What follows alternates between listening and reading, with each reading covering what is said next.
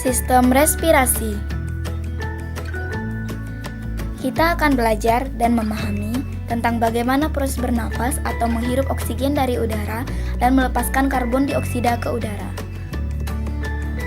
Pada manusia, organ utama pada sistem pernafasan terletak di dalam rongga dada. Dan seperti yang kita tahu, paru-paru terletak di dalam tulang rusuk dan dipisahkan oleh sekat yang bernama diafragma, yang merupakan sekat pemisah antara rongga dada dan rongga perut. Paru-paru diselubungi oleh selaput tipis yang bernama pleura. Paru-paru kanan terdiri dari 3 bagian atau lobus, yaitu lobus superior, lobus medialis, dan lobus inferior. Sedangkan paru-paru kiri ukurannya lebih kecil daripada paru-paru kanan, dan bagiannya hanya 2, yaitu lobus superior dan lobus inferior. Kemudian, ada bagian yang dinamakan bronkus. Bronkus merupakan percabangan dari trakea yang menuju paru-paru kanan dan paru-paru kiri. Pada trakea, terdapat cincin tulang rawan yang berfungsi untuk mempertahankan bentuk pipa dari trakea. Kemudian, ada bagian yang dinamakan faring yang merupakan penghubung antara lubang hidung dan trakea.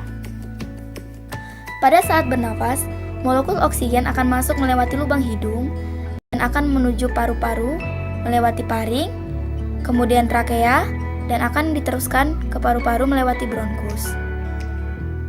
Udara dari dalam bronkus akan diteruskan menuju alveolus melewati cabang bronkus yang dinamakan bronkiolus. Dari dalam bronkiolus, udara akan diteruskan menuju ke alveolus untuk terjadi pertukaran antara oksigen dan karbon dioksida. Alveolus dikelilingi oleh banyak pembuluh kapiler. Alveolus terdiri dari ruangan-ruangan kecil yang dinamakan dengan ruangan alveolus. Di dalam ruangan alveolus terdapat banyak pori-pori. Pada pembuluh kapiler terdapat banyak sel darah merah yang nantinya akan mengikat molekul oksigen. Sehingga molekul oksigen dari dalam alveolus berdifusi keluar menuju pembuluh kapiler dan akan diserap oleh sel darah merah. Sehingga sel darah merah yang tadinya berwarna keunguan akan berubah warna menjadi merah karena adanya kandungan oksigen. Oksigen selanjutnya diedarkan ke seluruh tubuh oleh sel darah merah melewati pembuluh-pembuluh darah. Sedangkan molekul karbon dioksida akan berdifusi ke dalam alveolus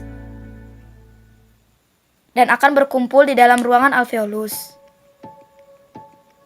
Kemudian, karbon dioksida akan dikeluarkan keluar tubuh melewati cabang bronkus yaitu bronkiolus,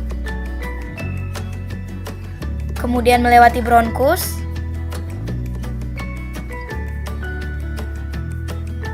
dan selanjutnya menuju ke trakea, dan pada akhirnya akan dikeluarkan keluar tubuh melewati lubang hidung. Proses menghirup udara dari luar atau menghirup oksigen dinamakan dengan proses inspirasi, di mana otot diafragma berelaksasi sehingga udara dari luar masuk ke dalam tubuh, ke dalam paru-paru, dan kemudian terjadi pertukaran antara oksigen dan karbon dioksida di dalam alveolus. Kemudian proses ekspirasi, di mana otot diafragma berkontraksi sehingga udara yang kaya karbon dioksida dari dalam tubuh dikeluarkan melewati lubang hidung ke luar tubuh. Proses inspirasi dan ekspirasi inilah yang kita sebut dengan proses respirasi. Proses respirasi kita lakukan setiap harinya, setiap detik, selama proses kehidupan. Kesimpulannya, organ utama pada sistem pernafasan terdapat di dalam tulang rusuk dan dipisahkan oleh sekat diafragma. Paru-paru dibungkus oleh selaput tipis yang bernama pleura. Paru-paru kanan terdiri dari 3 lobus atau bagian, yaitu lobus superior, lobus medialis, dan lobus inferior. Sedangkan paru-paru kiri hanya terdiri dari 2 bagian, yaitu lobus superior dan lobus inferior. Kemudian, ada bagian yang dinamakan dengan bronkus, yang merupakan percabangan dari trakea yang menuju ke paru-paru kanan dan paru-paru kiri. Pada saat kita bernafas, udara masuk ke dalam tubuh melewati lubang hidung, kemudian melewati faring, selanjutnya ke trakea, kemudian masuk ke dalam paru-paru melewati bronkus.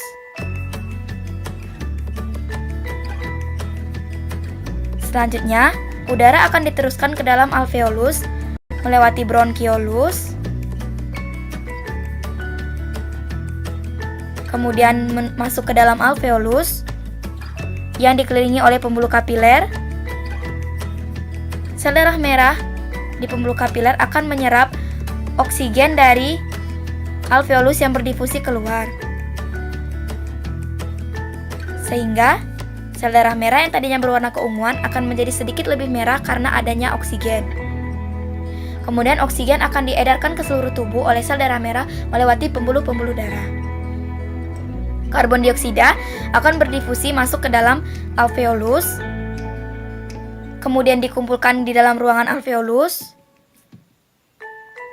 dan akan dikeluarkan keluar tubuh.